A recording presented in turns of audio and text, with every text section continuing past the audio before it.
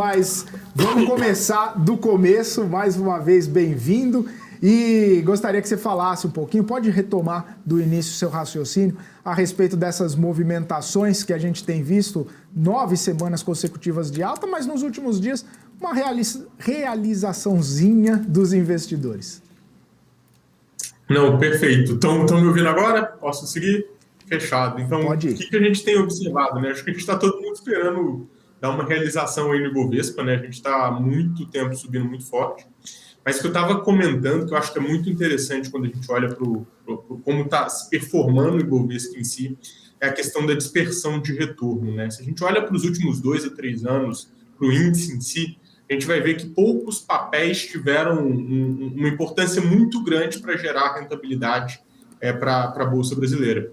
E o que a gente viu nos últimos 2 meses, principalmente, né, acho que um pouquinho mais desde o início do ano, mas nos últimos 2 meses isso foi mais forte, foi essa questão da dispersão de retorno, né? A gente viu alguns papéis que são menos representativos na Bolsa, performaram muito bem. O caso desse é as Azul, Gol, entre outros papéis ali que a gente vai entender como um pouquinho mais de valor nesse ambiente. Eles performaram muito. Isso gerou um resultado interessante para o Ibovespa, porque eles performaram em níveis muito altos, e mesmo aqueles papéis com mais concentração não conseguiram, ainda que tivessem um retorno mais neutro ou, inclusive, negativo, não conseguiram gerar tanto impacto no resultado do Ibovespa, né? Então, acho que esse foi o principal fator aí que a gente vem observando.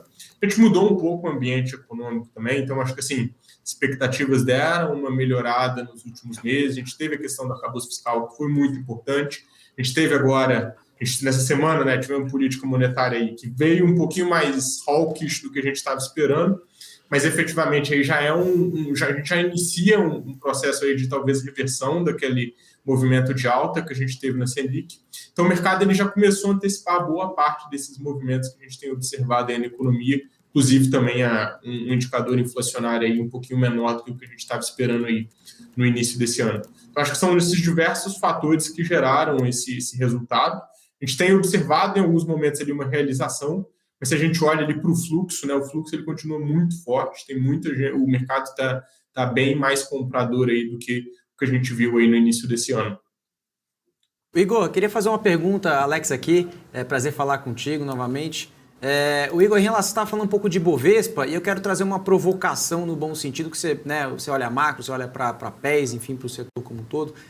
Uma provocação do Ferreirinha, né, o Fernando Ferreira da XP, que ele vem comentando assim, a bolsa subiu, ok, mas e daqui para frente, né? Aí ele fez um estudo, né, do time da XP, de estratégia, de research, dizendo que, lembrando o backtest, né, fizeram um backtest lá nos últimos cortes de juros, né, os últimos ciclos de corte de ajuste de Selic, se o investidor tivesse se posicionado, né, estaria ganhando aí mais de 50% vis-a-vis aí, ao CDI. Né? Então, ou seja, ainda faz sentido se posicionar em bolsa, mesmo que a bolsa tenha subido. Então, eu queria trazer essa pergunta para você. E quando a gente fala de Bovespa, a gente fala muito de Petro, muito de Vale, muito de bancos.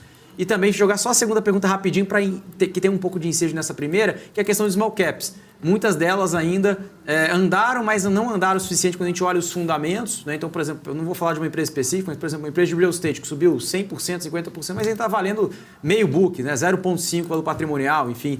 Aí você começa a observar que o operacional está muito forte, mas ainda não foi reverberado para preço. Né? Então, fazendo um pouco de sensibilidade é uma provocação no bom sentido para você, Igor. Não, com certeza. Assim, acho que a gente olha para o passado, aí, o passado recente, nos últimos 2, 3 anos, a gente vai ver que a Bolsa ela ficou parada e o carrego de CDI continuou acontecendo. Né? A gente passou por um momento de política monetária contracionista e isso acaba... O mercado está sempre antecipando boa parte dos movimentos. Né? Então, quando iniciou ali a discussão sobre uma política monetária contracionista, o mercado já começou a ajustar o preço para essa expectativa. A gente viu um período muito ruim aí para investimento em ativo de risco no Brasil. A gente teve no início desse ano também, inclusive para o crédito sendo um problema, e os juros mais altos também é um problema para o crédito. Mas o que a gente observa agora, até que uma parte desses 3 anos que a gente está parado, principalmente quando a gente olha a Bolsa Brasileira versus a Bolsa Internacional, ela começou a se ajustar agora. E, de fato, eu concordo com essa visão que a gente ainda tem muito espaço para a Bolsa andar. Tá? A gente começou agora a reprecificar, começou agora a ajustar a expectativa de uma queda dos juros, mas, na minha visão, efetivamente, a gente vai começar a ver esse movimento ainda mais intenso assim que a gente tiver um evento factual determinando de fato que essa reversão iniciou. Então, a gente está com a expectativa aqui do nosso time de research, está que na próxima semana, na próxima reunião, em agosto, agora o Copom já vai iniciar a redução da taxa Selic, que isso deve continuar aí durante um bom tempo, que traz aí mais um incentivo para as pessoas entrarem em bolsa, né? Então, boa parte desse fluxo ele ainda não chegou efetivamente no ativo de risco, porque as pessoas ainda estão lá aproveitando esse CDI mais alto, né? Mas na hora que começar, de fato, a ter essa redução da Selic, ter também a redução da rentabilidade da renda fixa, uma parcela também das pessoas vão começar a migrar esse capital para os ativos de risco. Então, a gente vê também que agora foi o primeiro movimento, talvez assim, um movimento de antecipação do mercado com relação a essa expectativa de queda, mas que, de fato, ele é só o início desse movimento. A gente deve observar uma continuidade aí, da performance da Bolsa nos próximos meses, exatamente a partir do momento que a gente começar a ver a reversão da política monetária. E a segunda pergunta, eu não sei se eu respondi agora... Das small caps. Das small caps. As small caps, tá? Como a gente vê as small caps? As small caps, ela exatamente vai ser o ativo que, na nossa visão, tendem a performar melhor nesse ambiente. Por quê? Porque quando a gente vai... Em geral, são ativos mais arriscados. Então, quem estava e quem performou um pouquinho melhor nos últimos anos para meses, tá? Foram os ativos que são mais defensivos. É aquele ativo que a gente entende, né, que mesmo no ambiente mais complexo, em termos econômicos, ele tende a continuar performando bem, e isso fez com que boa parte do mercado também direcionasse o fluxo para esse tipo de empresa. Então, a gente está olhando as principais empresas, as maiores empresas em geral, elas tendem a performar melhor nesses ambientes mais complexos. É claro que a gente vai ter uma empresa cíclica, como Vale, por exemplo, que sofreu muito, mas a maior parcela, as elétricas, utilities, entre outras coisas, que são aquele serviço essencial, eles tendem a passar melhor nesse ambiente que a gente vai chamar aí de baixa, né? Mas agora surge também essa oportunidade para as empresas de small cap. Elas são empresas que, em geral, elas têm um risco maior e quando a gente abre, então, a possibilidade de realocação em ativo de risco, elas tendem também a receber mais recursos e, por isso, também performar melhor, tá? Então, de fato, assim, dentro desse ambiente, acho que existe uma predileção aí para ativos small caps, exatamente por surfar esse potencial aí de rentabilidade adicional. Deixa eu tirar uma dúvida contigo, Igor. Os juros devem começar a cair agora em agosto, setembro, mas se você pegar a curva de juros, nós estamos falando em juros a 12% ainda no final do ano. Então, ok, caiu, mas caiu 1,75. Será que teremos uma grande migração para a Bolsa ainda nesse primeiro momento ou isso é mais para 24? Então, acho que assim, se a gente olha historicamente, tá, e faz um comparativo da taxa Selic com a performance do Ibovespa, e se a gente usa uma defasagem em geral de 6 a 12 meses, você vai ver que historicamente, quando o Banco Central começou a reduzir juros, a gente começa a ver essa performance da Bolsa, tá? E boa parte desse movimento, ele acontece nesse período inicial, exatamente porque a gente tem... Quando tem o trigger ali, em geral, a gente tem aquela situação de momento. Então, as pessoas começam, eu estava esperando isso aqui acontecer, e agora, de fato, eu vou começar a realocar a minha carteira, porque eu espero que isso vai gerar resultado. O que a gente vai ver, né? De fato, esse é um bom ponto que você trouxe, né? Efetivamente, a gente trazer os juros para 12 talvez não seja o suficiente para uma empresa lá que está buscando realizar seus projetos de investimento, ainda deve achar essa taxa de juros muito cara, né? Então, a gente ainda tem aquele trade-off entre investir ali na renda fixa ou efetivamente fazer um projeto de investimento dentro da estrutura empresarial que vai gerar mais lucro ou não para essa empresa, né? Então, a gente ainda está num ambiente onde o patamar de juros está muito alto. Entretanto, quando a gente olha para a Bolsa, a gente vai ver que a Bolsa está muito sempre discutindo sobre expectativa. Então, boa parte desse movimento que ele vai estar atrelado a fatores reais, talvez daqui a 1, 2 anos, ele, de certa forma, ele é antecipado um pouco para o ambiente atual, né? Então, na minha visão, acho que boa parte desse movimento ele vai acontecer agora, mas é claro que a gente pode estar vivendo aí um ciclo interessante para 2024. Acho que vai depender disso. A gente está olhando também sempre economia internacional, então não é fácil a gente eliminar que a economia internacional está num ambiente mais complexo que a brasileira. A gente teve aí surpresa positiva quando a gente olha o PIB, apesar de os componentes serem um pouquinho fracos, né? Mas a gente viu uma surpresa positiva na atividade econômica. E, do outro lado, a gente está vendo uma queda ali do nível de preço frente ao que a gente estava esperando no início desse ano. Então, isso permite a gente ter um pouquinho mais de flexibilidade nessa gestão. Mas, quando a gente olha lá para fora, a gente não está vendo, a gente ainda está num ambiente mais difícil, né? A gente está vendo que a persistência inflacionária lá fora continua e que o Banco Central norte-americano tende a continuar com esses juros mais altos. Então, acho que, de fato, assim, esse é o princípio do movimento. Mas se ele vai continuar, e aí seja se ele vai continuar ao longo desse ano ou nos próximos anos, também vai carregar muito dessa política monetária internacional, o que está acontecendo lá fora, e a potencial e uma eventual recessão lá fora. Aqui no Brasil, acho que um pouquinho, a probabilidade é um pouquinho menor, né, mas uma eventual recessão que a gente pode viver aí, e como isso vai afetar o lucro das empresas.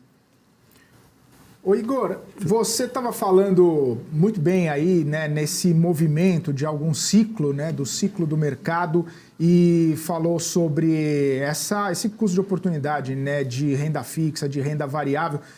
Já tenho lido alguns relatórios, alguns analistas dizendo que a gente estaria naquela possível virada de ciclo, onde a recessão já estaria no low ali, né, e o ciclo econômico começando a virar para um início, né, de fim de recessão e começo de expansão.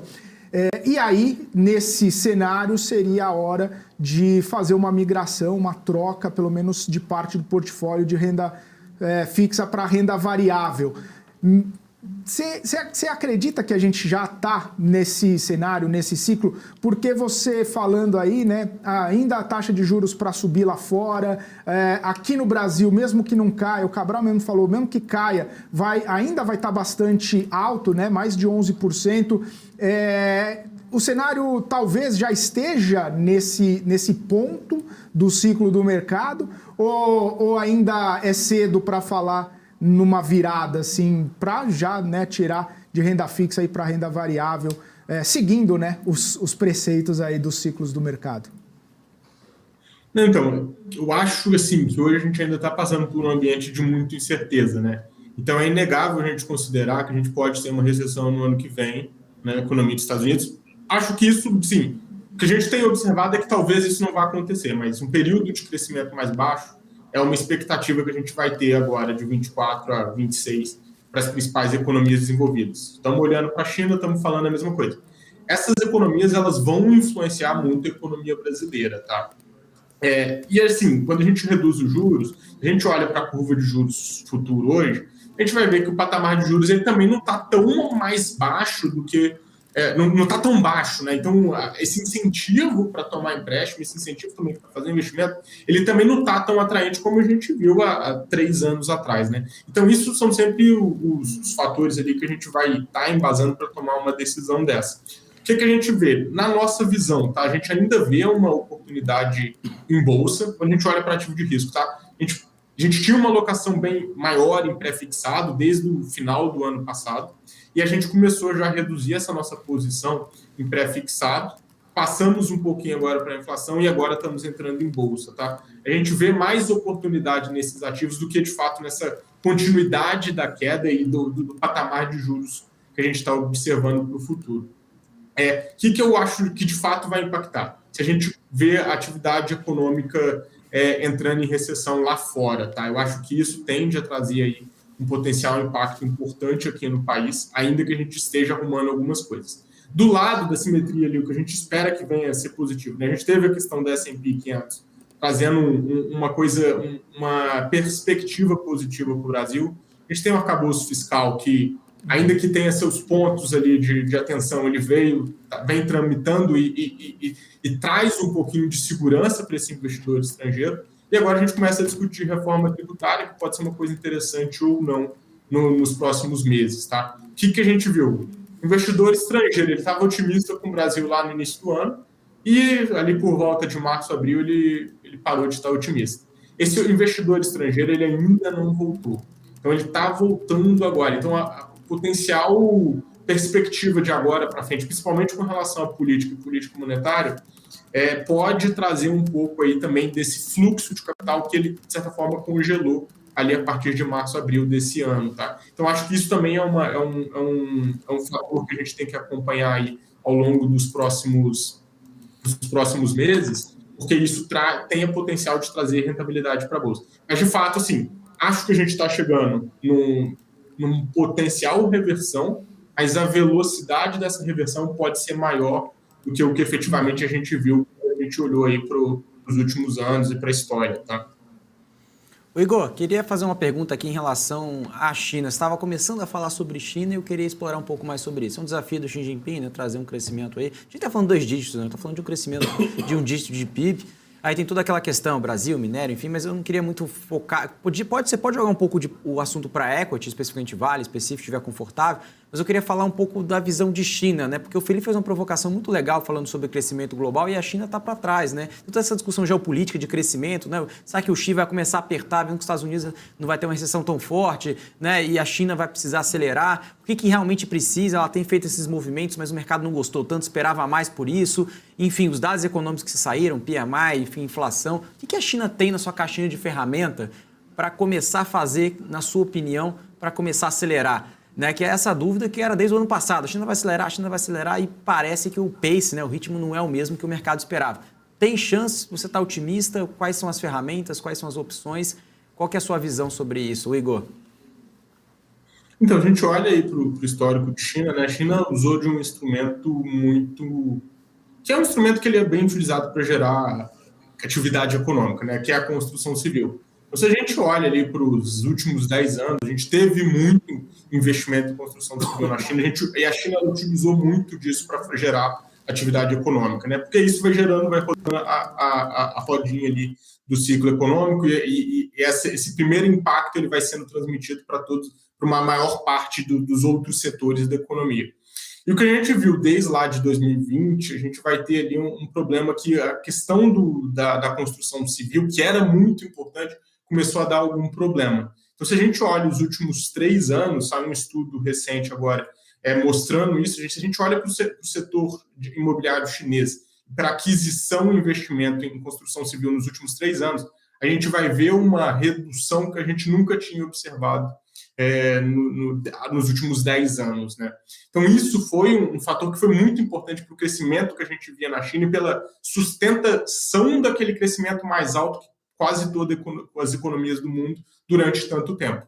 Agora, a gente, de certa forma, observa que isso foi muito utilizado e que, de certa forma, está esgotado, né? A utilização desse tipo de política para gerar atividade econômica, né? Então, acho que, assim, a China ela vai passar por um período, ela vai tentar usar as suas armas, né? Política fiscal ou política monetária para tentar continuar movimentando a economia, mas eu acho que a gente agora está numa simetria mais negativa para o efeito dessas políticas, tá? Então, cada vez mais, ainda que ela utilize a política, reduza juros ou comece a consumir mais, cada vez mais o efeito marginal dessas políticas tende a ser menor e isso acaba impactando o mundo como um todo. Um receio que eu tenho da China, não sei se você tem acompanhado, é que vários bancos médios têm reportado nos seus resultados que a inadimplência dobrou acima de 30 dias de pessoa física. Então eu não sei até quanto o incentivo para a PF vai gerar consumo, entendeu? Exatamente, acho que assim, a gente tem outro problema, né? Porque em geral, vou chamar aqui bem de capital, tá? Eu vou usar esse termo aqui para falar do bem imobiliário, exatamente por quê? Porque ele é um bem que a gente não vai consumir, a gente não tem recurso, e a população em geral não tem um recurso específico para conseguir consumir na totalidade esse bem, né? Então, em geral, a gente usa muito de crédito também. E a gente passou, não só... A gente teve um problema de crédito agora, quando a gente olha para o mercado norte-americano. Esse problema ele continua existindo no mundo como um todo, ele chama atenção no mundo como um todo. Aqui no Brasil, talvez um pouco menos, chama atenção também. A gente teve, vamos dizer, exatamente por causa da pandemia, a expansão do crédito ali. A gente está com muito mais atenção, a gente teve um aumento de inadimplência nos últimos 2 anos. E quando a gente olha para a China, isso também é um fator muito importante, né? Porque a expansão da construção civil ela vai acontecer também com a expansão do crédito, né? E agora, se a gente começa a ter problema na construção e no crédito, a gente tem 2 grandes problemas aí para a economia chinesa. Então, de fato, eu acho que ainda, como eu coloquei, ainda que a gente faça algum tipo de política fiscal e monetária ali, o efeito marginal dessa política ele tem que ser exatamente bem menor do que o que já foi, exatamente porque a gente está nesse ambiente mais difícil de movimentação e de transmissão.